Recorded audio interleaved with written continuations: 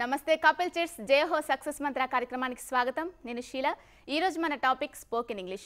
ఇప్పుడు ఉన్న పిల్లల్ని మనం స్టార్టింగ్ నుంచే ఇంగ్లీష్ మీడియంలో ఇస్తున్నాం కాబట్టి వాళ్ళకి ఇంగ్లీష్ అంత అవసరం ఉండకపోవచ్చు. కానీ అలా కాకుండా డిగ్రీ వరకు తెలుగు మీడియంలో చదివి తర్వాత జాబ్ కోసం స్పోకెన్ ఇంగ్లీష్ నేర్చుకోవడానికి వెళ్తూ ఉంటారు. మరి వాళ్ళకి స్పోకెన్ ఇంగ్లీష్ కోచింగ్ అనేది ఎంతవరకు ఉపయోగపడుతుంది? అలా కాకుండా ఫస్ట్ నుంచి ఇంగ్లీష్ మీడియంలో ఉన్న వాళ్ళకు కూడా స్పోకెన్ ఇంగ్లీష్ కోచింగ్ అవసరమా? ఈ విషయాల గురించి మనతో మాట్లాడడానికి ప్రముఖ వ్యక్తిత్వ వికాస నిపుణులు చిరంజీవి గారు మనతో పాటు ఉన్నారు. నమస్తే సార్. నమస్తే శీల. అలాగే మనతో పాటు ఈ డిస్కషన్లో పార్టిసిపేట్ చేయడానికి కొంతమంది స్టూడెంట్స్ కూడా ఉన్నారు. Hi friends. హలో సార్, ముందుగా చెప్పండి, స్పోకెన్ ఇంగ్లీష్ కోచింగ్ అనేది ఎంతవరకు అవసరం? యాక్చువల్గా మామూలుగా గత కొంతకాలంగా తీసుకున్నట్లయితే చాలా చేంజెస్ వచ్చాయి. ఈ ప్రపంచంలో ఎప్పుడూ లేనంత చేంజ్ ఈ మధ్య కాలంలో కనపడింది. ఒకప్పుడంట కొన్ని వేల కోట్ల సంవత్సరాలు పట్టింది కొన్ని విషయాలు కనుక్కోవడానికి. స్టాటిస్టిక్స్ ఏం చెప్తారు అంటే 1700 సంవత్సరంలో ఈ ప్రపంచంలో ఉన్న నాలెడ్జ్ అంతా ఒకసారి డబుల్ అయిపోయిందంట. కొన్ని కోట్ల సంవత్సరాలు పట్టింది. బట్ 1700లో ఈ ప్రపంచంలో ఎంత నాలెడ్జ్ ఉందో మళ్ళీ 1900లో ఒకసారి ఆ నాలెడ్జ్ అంతా డబుల్ అయిపోయింది. అంటే 200 సంవత్సరాల్లో డబుల్ అయిపోయింది. మళ్ళీ 1900లో ఎన్ని ఇన్వెన్షన్స్ ఉన్నాయో ఈ ప్రపంచంలో అవన్నీ కూడా 1950లో మళ్ళీ డబుల్ అయిపోయాయి. అంటే 50 ఇయర్స్లో. ఆ తర్వాత మళ్ళీ 1970లో డబుల్ అయిపోయిందట. ఇప్పుడు ప్రస్తుతం ఆర్డర్ ఆఫ్ ద డే ఏం చెప్తున్నారంటే ప్రతి 11 సంవత్సరాలకు ఒక్కసారి ఈ ప్రపంచంలో ఉన్న నాలెడ్జ్ అంతా డబుల్ అయిపోతుంది. అంటే భూమి పుట్టిన దగ్గర నుండి ఈ రోజు వరకు మనిషి మనుగడ ఏర్పడ్డ తర్వాత ఇన్ని వేల కోట్ల సంవత్సరాల ఎంత నాలెడ్జ్, ఎన్ని కొత్త విషయాలు కనుక్కున్నామో అన్ని విషయాలు కేవలం 11 సంవత్సరాలు కనుక్కోబోతున్నాం. ఇంత వేగంగా మారుతున్న ఈ ప్రపంచంలో ఇంగ్లీష్ కూడా దాని ఆవశ్యకత కూడా అంత బాగా పెరిగింది. ప్రపంచం అంతా ఒక కుగ్రామంగా మారింది. ఈ క్రమంలో అసలు కోచింగ్ అవసరమా కాదా అనేది పక్కన పెడతాయి, ముందు ఇంగ్లీష్ మాట్లాడడం అనేది మాత్రం ఆర్డర్ ఆఫ్ ద డే అయిపోయింది.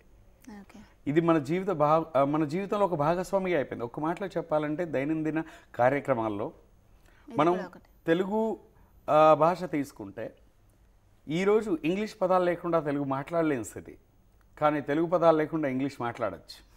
సో ఆ విధంగా మన డే అవుట్లో ఇది కంప్లీట్ ఒక భాగంగా మారిపోయింది. కాబట్టి ప్రతి వాళ్ళు ఇంగ్లీష్ నేర్చుకోవాల్సిన అవసరం ఏర్పడింది. ఈ మార్పుకి వ్యతిరేకంగా ఎవరు ఆలోచించలేరు. ఆ మార్పుతో పాటు మనం మారుతూ ఇంగ్లీష్ నేర్చుకుంటే మన ప్రయాణం చాలా వేగంగా ఉంటుందనేది నా అభిప్రాయం. Okay sir. అంటే ఇప్పుడు కొత్తగా చూస్తున్న వాళ్ళం మనం, అంటే డిగ్రీ వరకు తెలుగు మీడియంలో చదివి తర్వాత అన్ని పీజీ కూడా ఇంగ్లీష్లోనే ఉంటుంది, తర్వాత జాబ్లో కూడా ఇంగ్లీష్ మస్ట్ అని అంటున్నారు కదా. సో అలాంటి వాళ్ళ కోసం స్పోకెన్ ఇంగ్లీష్ కంపల్సరీ. సో ఎలాంటి ప్రాసెస్లో వెళ్ళాలంటారు వాళ్ళు? జనరల్గా వీళ్ళకు 10th ఇంటర్ డిగ్రీ ఇవన్నీ కూడా తెలుగు మీడియం బ్యాక్గ్రౌండ్. ఇప్పుడు 10th వరకు తెలుగు మీడియంలో చదువుకుంటారు. ఇంగ్లీష్ మీడియం ఇంటర్మీడియట్లో నో డౌట్ ఇంగ్లీష్ మీడియంకి వెళ్తారు.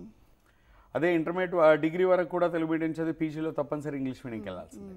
సో వీళ్ళందరికీ ఇంగ్లీష్ తప్పనిసరి. అయితే ఏ ఆర్డర్లో వెళ్ళాలి అనేది తీసుకుంటే ఎవరైనా సరే అది 10th ఇంటర్ డిగ్రీ అనేది పక్కన పెడితే లాంగ్వేజ్ మీద గ్రిప్ సంపాదించాలి అంటే ఫస్ట్ చేయాల్సింది బేసిక్ గ్రామర్ నేర్చుకోవడం.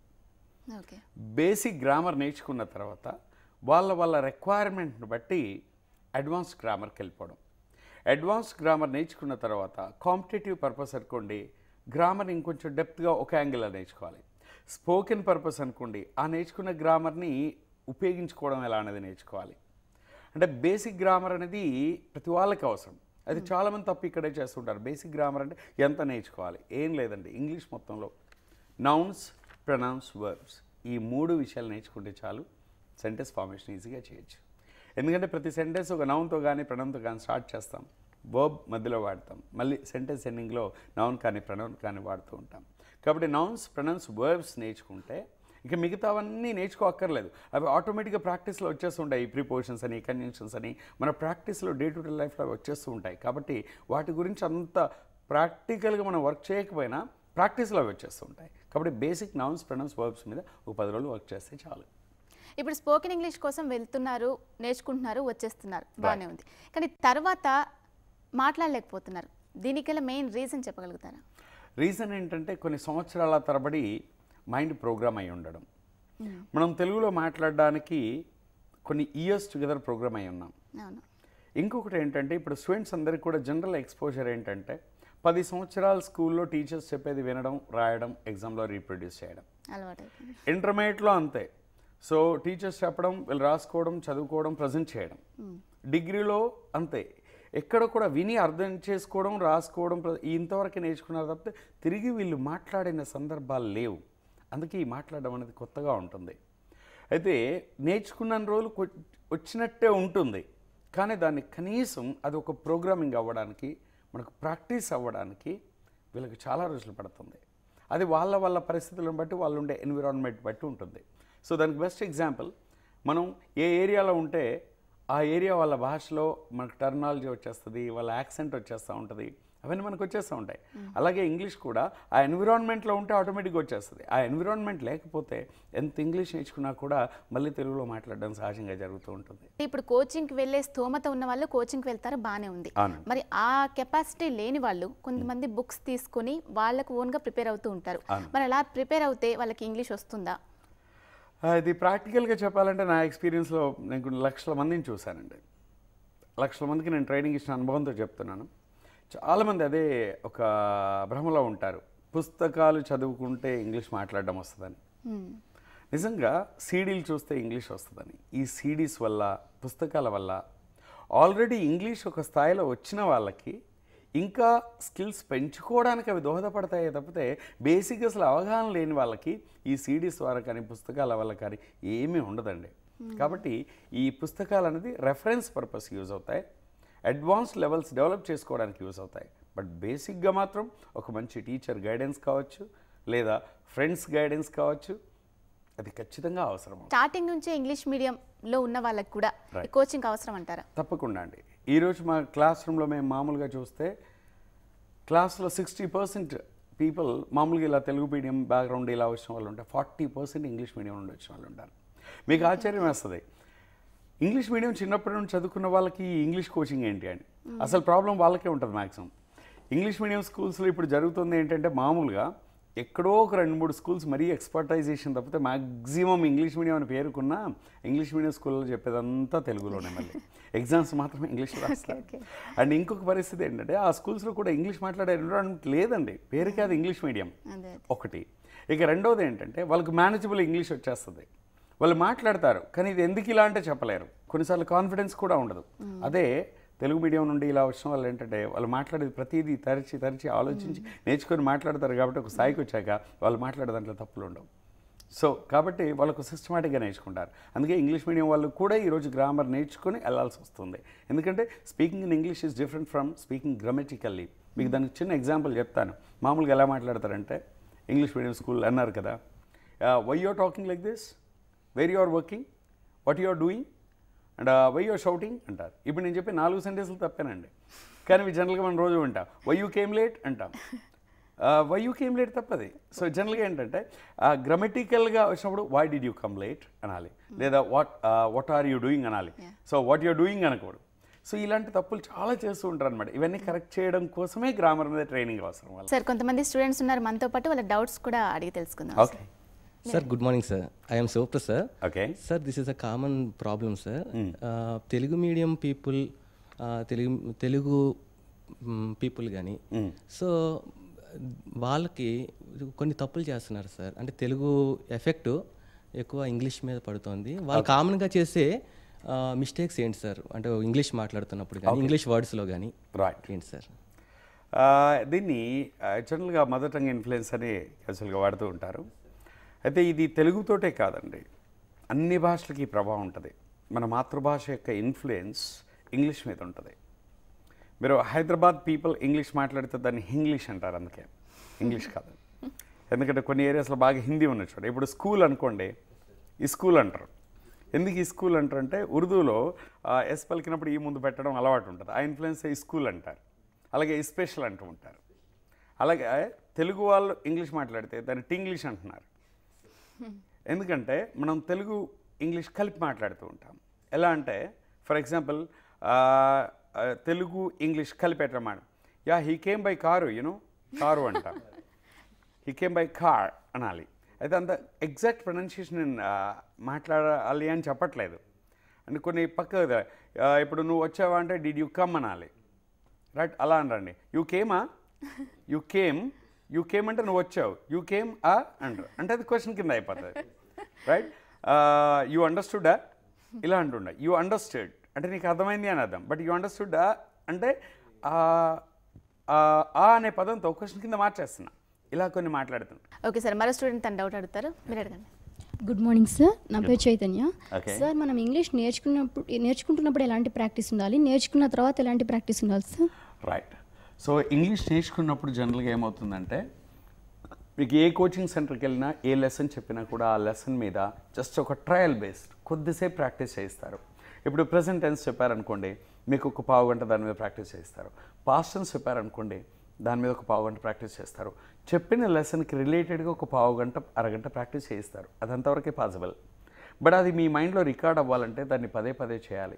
ఇప్పుడు పాస్ట్ టెన్స్ మీద మీ గ్రిప్ రావాలనుకోండి, మీరు కోర్స్ అయిపోయిన తర్వాత మామూలుగా ఇంటి దగ్గర రోజు డైరీ రాయడం అలవాటు చేసుకోండి.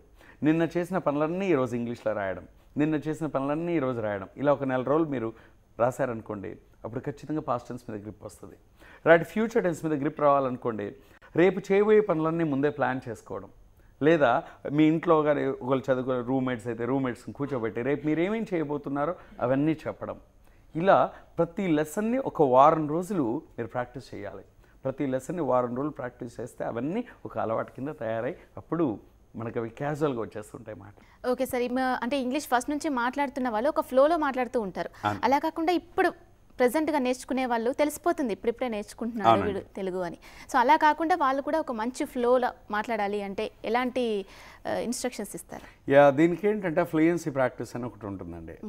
జనరల్గా మన మైండ్లో ఏ థాట్ వచ్చినా చాలా వరకు ఏమవుతుందంటే రెండు రకాలుగా మాట్లాడుతూ ఉంటాం. ఒకటి కాన్షియస్ మైండ్ నుండి, ఇంకోటి సబ్ కాన్షియస్ మైండ్ నుండి. అంటే ఆలోచించి ప్రతి సెంటెన్స్ ఫామ్ చేసుకొని మాట్లాడడం అనేది కాన్షియస్ స్టేట్ నుండి చేస్తాం.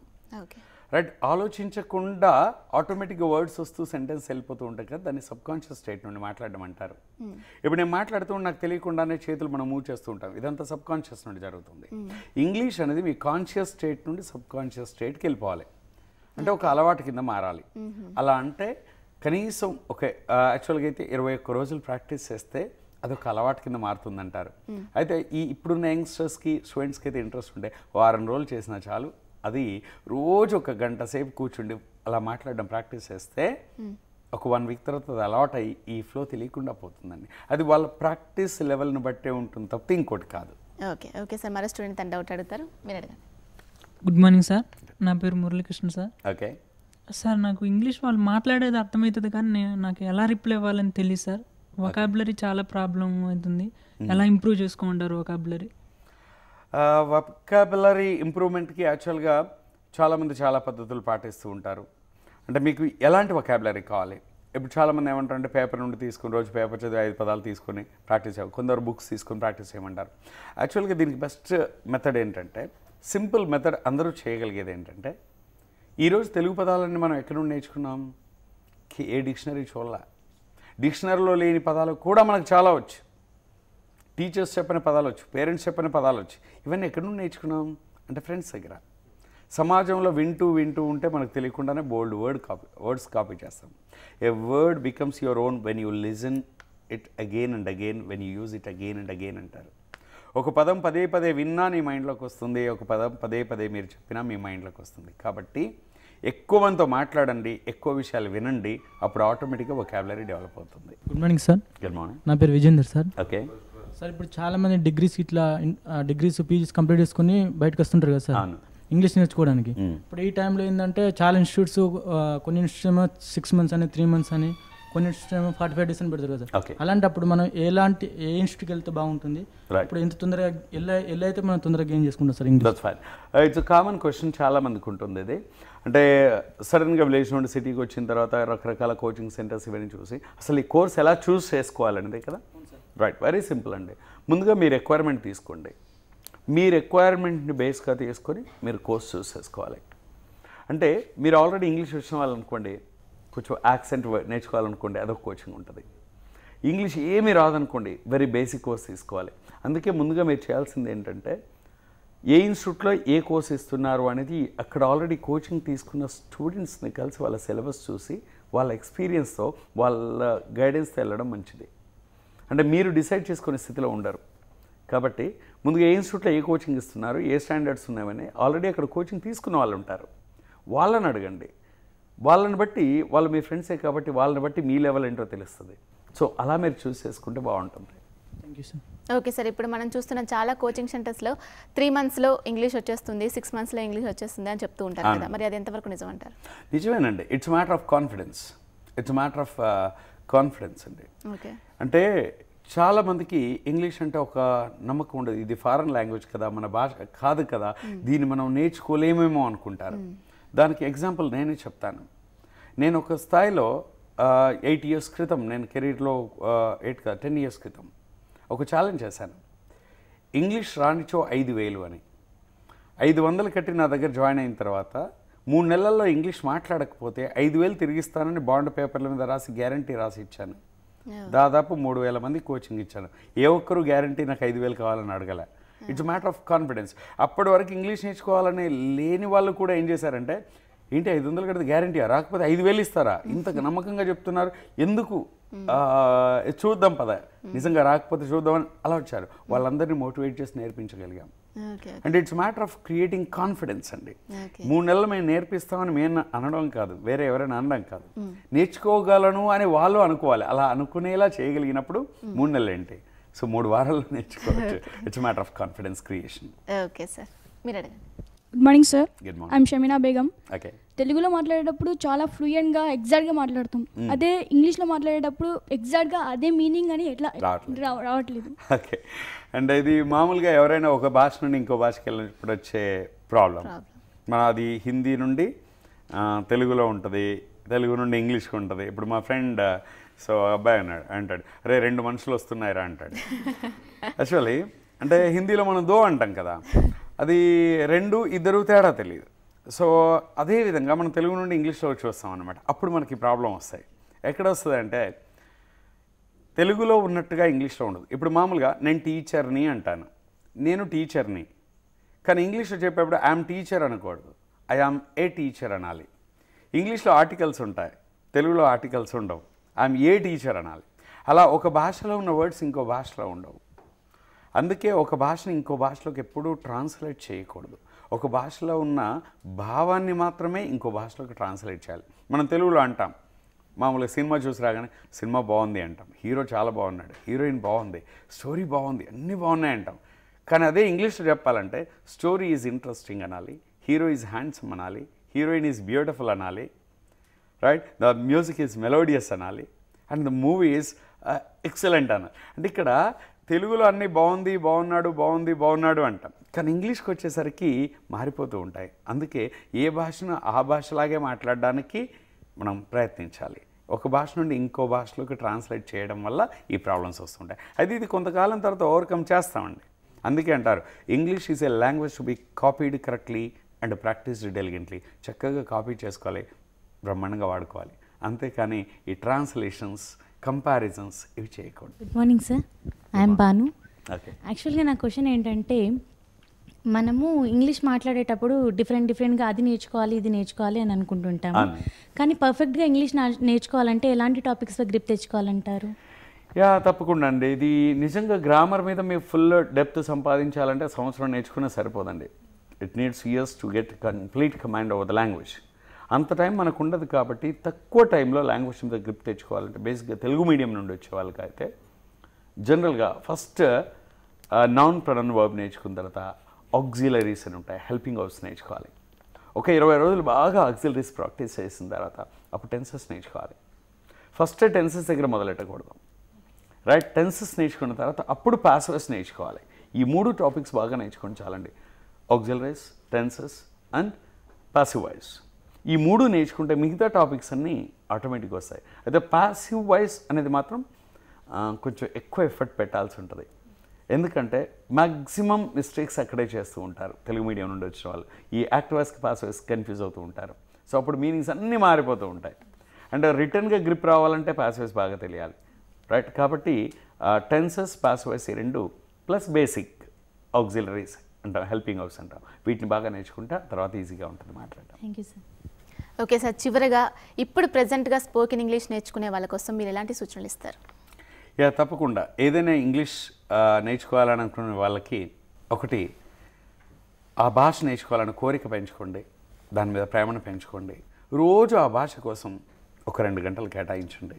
ఓకే, గైడెన్స్ తీసుకోండి, ఫ్రెండ్స్ దగ్గర మాట్లాడండి. అవకాశాలు లేవు, మాకు మాట్లాడడానికి చుట్టూ జనాలు లేరు అనకూడదు. ఇండియాలో ఎక్కడ చూసినా జనాలే ఉంటారు. మీకు కావాల్సింది అందులో ఇంగ్లీష్ మాట్లాడే వాళ్ళని వెతుక్కోవడం.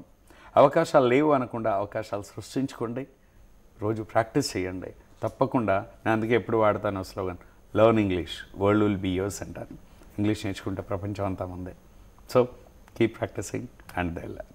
Okay sir, thank you very much sir. ఒక మంచి టాపిక్ గురించి మాకు ఇంతసేపు ఎక్స్ప్లెయిన్ చేసినందుకు thank you very much. Thank you very much friends, డిస్కషన్లో పార్టిసిపేట్ చేసినందుకు థ్యాంక్ యూ.